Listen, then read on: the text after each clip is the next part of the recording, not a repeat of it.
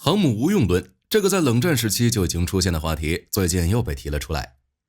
有人认为，当前能威胁到航母的武器越来越多，中程导弹、高超音速导弹以及无人机和潜艇的进步，使得航母很难在大规模冲突中生存下来。美国国家利益杂志直言，美国航母不可战胜的时代已经结束了。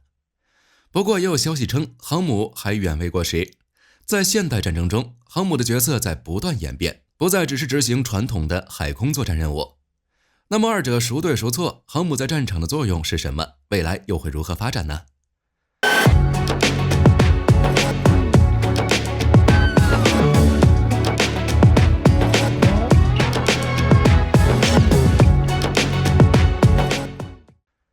航母无用论，美国早在冷战时期就已经提出来了。不过当时的美国也只是说说而已，航母还是一艘接着一艘。相比之下，苏联是真的相信了。不过古巴危机之后，苏联就发现自己被坑惨了。当然，这也不能说苏联是被美国忽悠了。就当时的战场环境而言，航母的确没什么用。当时美苏的研究对象主要是洲际导弹、核弹头这些威力更大的武器，可以超远距离攻击对方本土。整个过程没有直接接触，航母自然也没什么用。同时，美国海军与苏联海军反舰体系在长达40年的冷战对抗中，双方的优劣势地位与战术形态经历过很大的转变。从20世纪50年代到70年代末，美国海军与政府高层对于海军舰队与苏联的对抗中能发挥什么作用，一直都保持悲观态度。受限于装备性能的限制，彼时的美军舰队防空能力堪忧，预警机不具备可靠的下视探测能力，战机的导弹雷达系统的可靠性不足，下视低空接战能力较弱，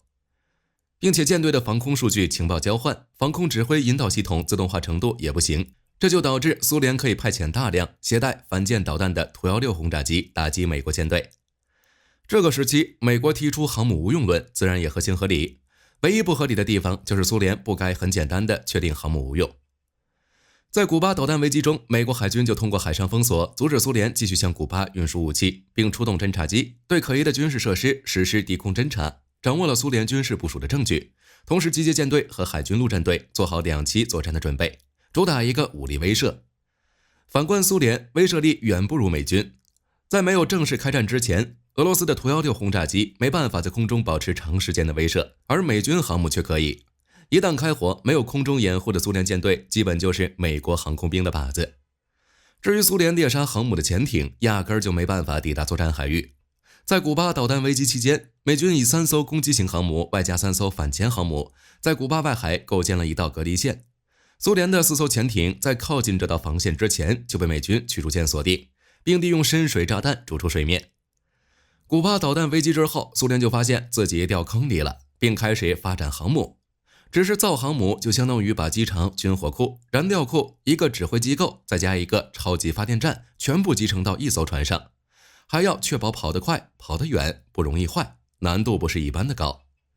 这就导致了一个结果，苏联航母从最初的莫斯科级到后来的基辅级，再到库兹涅佐夫号。虽然航母设计和技术在不断进步，但始终没能达到美国海军的水平。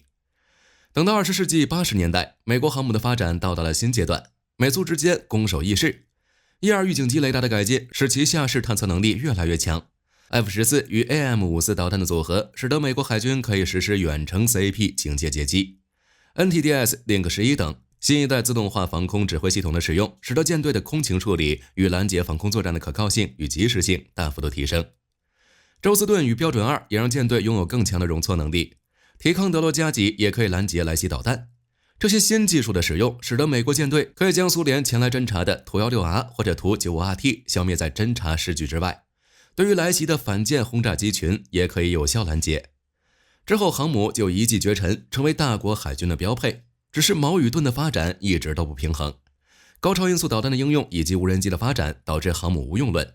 这个在冷战时期就存在的话题再次被提了出来，但事实真的是这样吗？自航母诞生以来，对其进行的定向打击可以分为2类。第一类就是利用空击武器摧毁航母的飞行甲板，使其丧失因飞机起降能力而失去作战能力。第二类就是利用海基武器，比如核鱼雷，攻击航母水线以下部分，使其因为进水过多而沉没。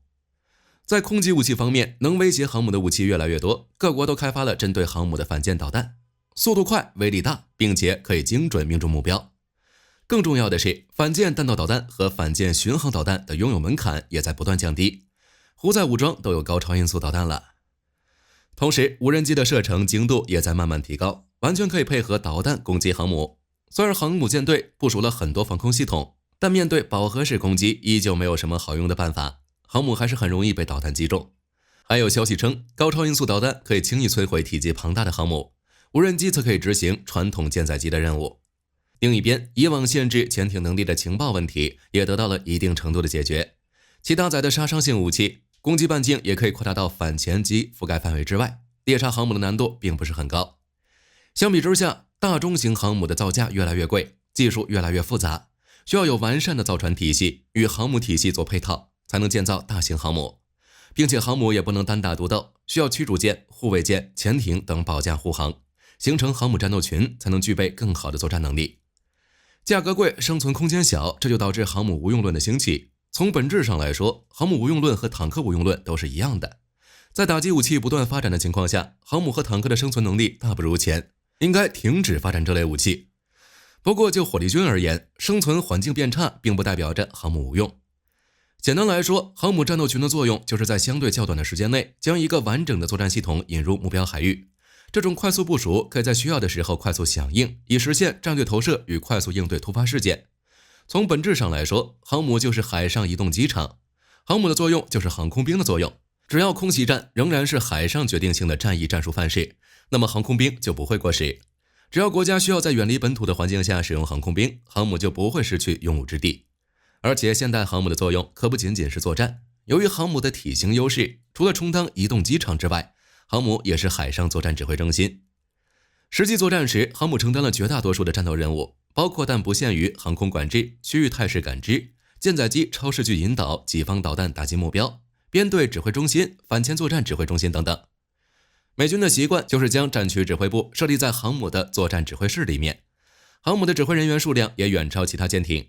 美国提康德罗加级有31个指挥站位，阿利伯克驱逐舰有21个，而尼米兹级航母则是70个起步。此外，在现代战争中，航母担任的角色也在不断变化。